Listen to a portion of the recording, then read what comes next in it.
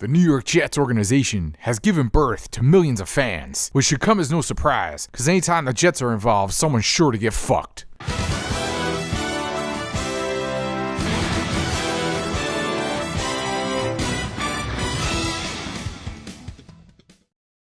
In 1973, during a bank robbery in Stockholm, Sweden, 4 hostages were held captive for a total of 6 days from August 23rd to August 28th in one of the bank's vaults. When the hostages were finally released, not a single one of them would go against their captors. They actually tried raising money for their captors' defense. This phenomenon would go on to be called Stockholm Syndrome. In 1969, the New York Jets went and won arguably the most important Super Bowl of all time. Ever since that moment, the New York Jets have failed to even make it back to another Super Bowl. They spent entire decades where they struggled just to make it back to the playoffs. And yet, despite having a captive audience of millions of fans desperately hoping to live vicariously through the accomplishments of a bunch of millionaires, all they ever receive for the better part of almost 60 years are new and creative ways to set the bar ever lower. New and creative ways to torture and torment the people they love and support them. McNeil finds some room. McNeil still on his feet to the 20, 15, 10,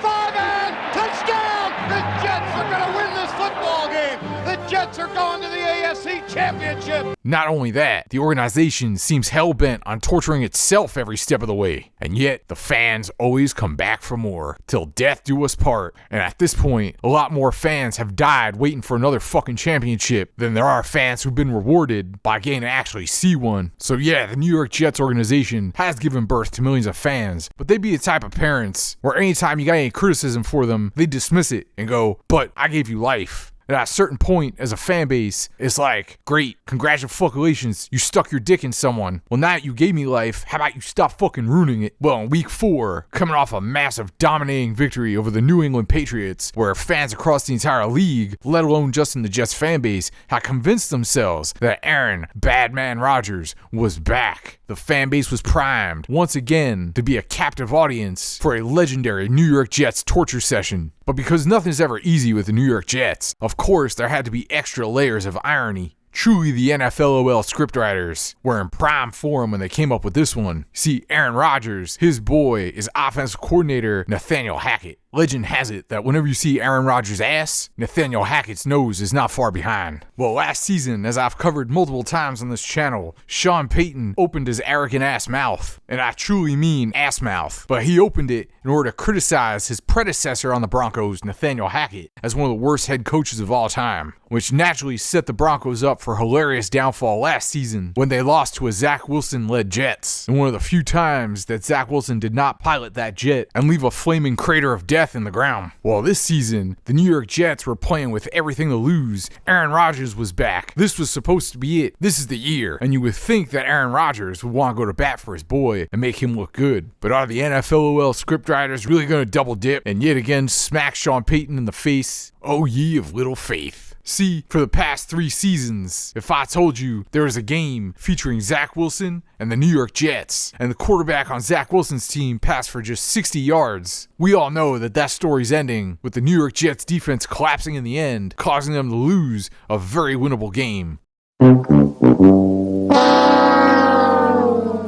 Well, it happened. The Zach Wilson team only passed for 60 yards, and the New York Jets lost. The problem is Zach Wilson is no longer on the fucking New York Jets. They held the Denver Broncos to 60 yards passing and still lost the motherfucker. Oh, New York Jets, you never disappoint, and yet you somehow always disappoint. For those of us expecting a spectacular failure, you absolutely did not disappoint. For those who had hope, congratulations, you're a fucking idiot, and I am so sorry for your Stockholm Syndrome. There's so much more I want to say about this godforsaken franchise, but there's a lot more teams to get to. So for now, I'm going to stop talking about the NFL's version of a suicide letter written by the personification of success.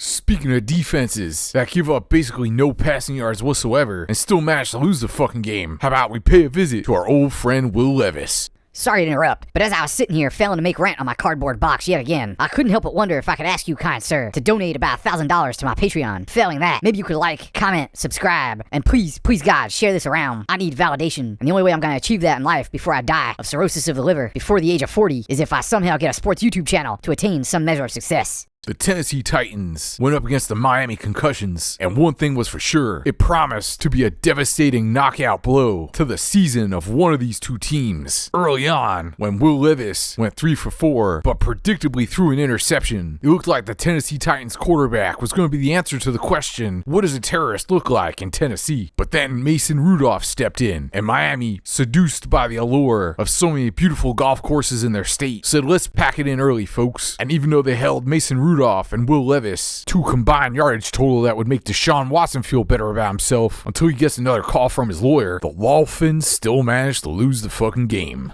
Considering the Miami Dolphins are only in this situation because of an egregious injury, it doesn't quite have the same level of humor that it would if they were losing to all the good teams in the NFL like they did last season. But still, watching a team hand out a ginormous contract to the Samuel L. Jackson character from the Unbreakable series and immediately watching it blow up in their faces on their way to another disastrous season, I gotta give that at least a solid 7 out of 10 on my NFLOL rating. Next up, I tend to not talk about the Buffalo Bills too much, just like how you shouldn't really talk about the kids who struggle a little bit in school. Cause yeah, maybe they need a little extra help solving some math problems, but the only one who sounds like a stupid asshole is you if you want to say something about it and not offer any help. And when you see an entire fan base sending their bodies careening through tables, you know you're not exactly dealing with the best and brightest. Add in the fact that they continue to remain fans of this Buffalo Bills franchise, and making fun of them seems to be the same as punching down so hard that it should be a war crime. This is a goddamn franchise that couldn't even hold a lead for 13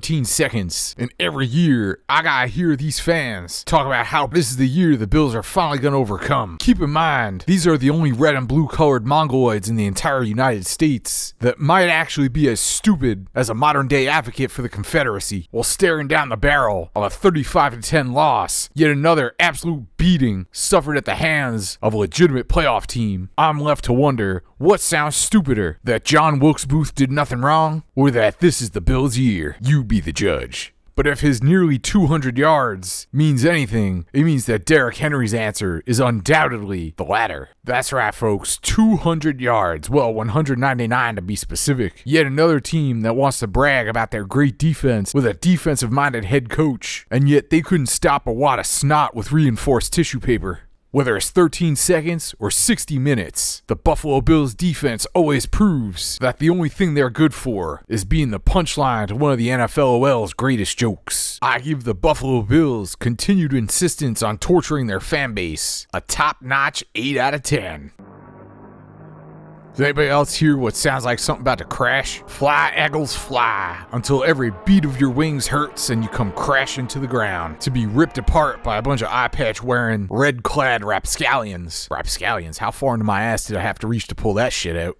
And what the fuck is a rapscallion anyway? Well, if this game is any indication, it's a team of individuals that walks up to one of the most overrated collections of talent since the Backstreet Boys and punches them repeatedly closed fists in the face until they're left a bleeding puddle of unrecognizable mush. The winter soldier of Tampa Bay combined with a man in white to help Baker Mayfield, Mike Evans, and Chris Godwin cook up another sustained offensive avalanche that has Jet fans everywhere wondering, where the fuck was this when Todd Bowles was our fucking coach? And how the hell did this guy turn Baker Mayfield into a fucking Hall of Fame candidate when he made Sam Darnold look like Jimmy from South Park?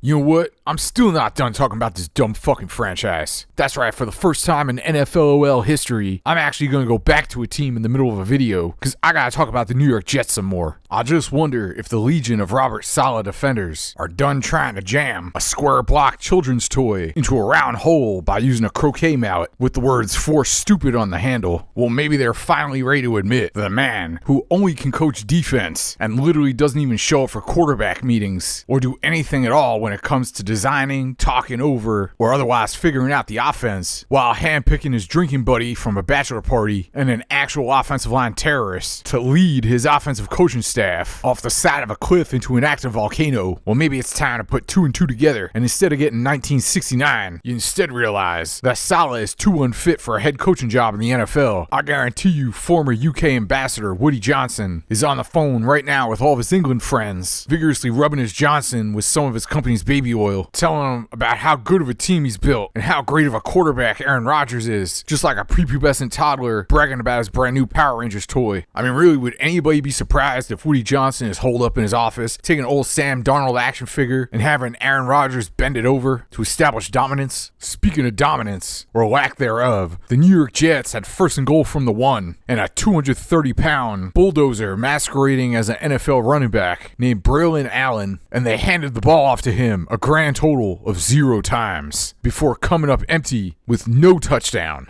Robert Saleh, ever ready to admit that he has no fucking clue what's going on around him, when asked about the personnel decision, simply talked about how he might have to look into that in the future. Buddy, look, I don't understand how the Jets think because, I'm not a fucking moron. But if I had a 235-pound running back who bulldozes the shit out of everyone and everything he comes into contact with, you bet your goddamn motherfucking ass I'm at least trying tush pushes with him. And no, I don't mean sandwiching 40-year-old quarterback Aaron Rodgers. I mean, fuck that. All training camp long, bro, you're taking snaps, and you are going to be our tush push specialist. Because if the Eagles have proven one thing, as long as you can take the snap, it doesn't matter if the whole stadium knows it's coming.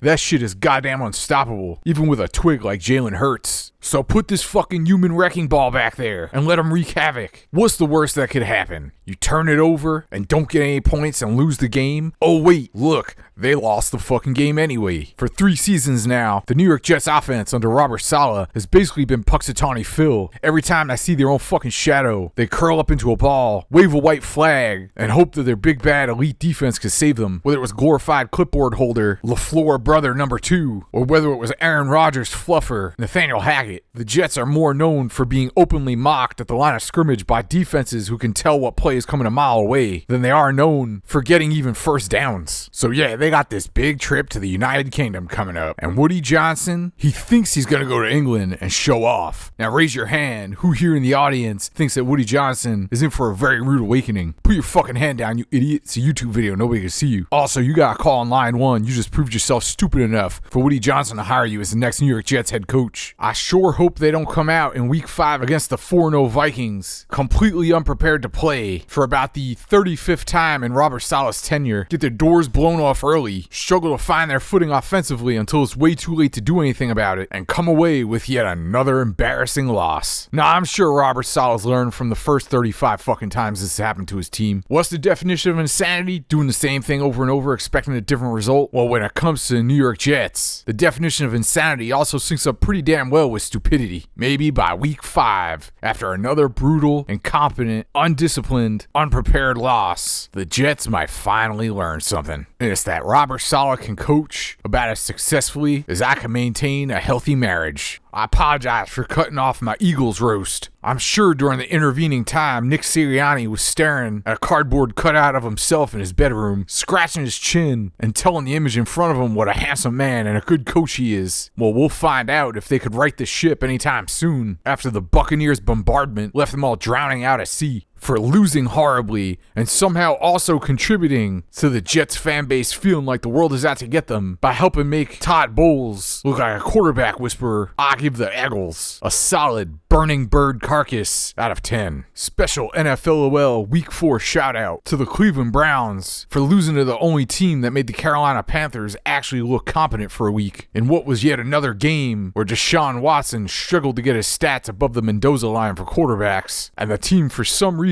refused to take the ball out of his hands, even while Jerome, built like a Ford, drove his ass to an almost 6 yards per carry average. The Cowboys continued to make their fan base feel like losers even in victory, with a barely there, scratch and claw your way to a victory Week 4 W against the New York Giants, who all of a sudden look like the only team in the New York area to have an actual competent coaching staff that helps guys rise above their talent level instead of dragging them down to their absolute floor. The Arizona Cardinals gave most of their fan base an excuse to go out and touch grass early, maybe get a couple of chores done around the house instead of sitting in front of a TV spitting and cursing on a Sunday. And man, do I love the fact that Dan Snyder has to sit at home and watch as the absence of his fingerprints almost immediately results in competence returning to football in Washington, D.C. You gotta feel like some kind of special asshole when more is done to make your team look good a few months after you're gone compared to the decades that you spent completely fucking up every which way. Thank you, Washington Commanders, for proving that Dan Snyder's existence is like a resounding yes in answer to the question, can a billionaire be a completely incompetent, stupid asshole? The fact that Chicago is also looking on in horror as Jaden Daniels obliterates Caleb Williams is the sweetest icing on top of that cake. Next time, we're practically all caught up as I tackle Week 5.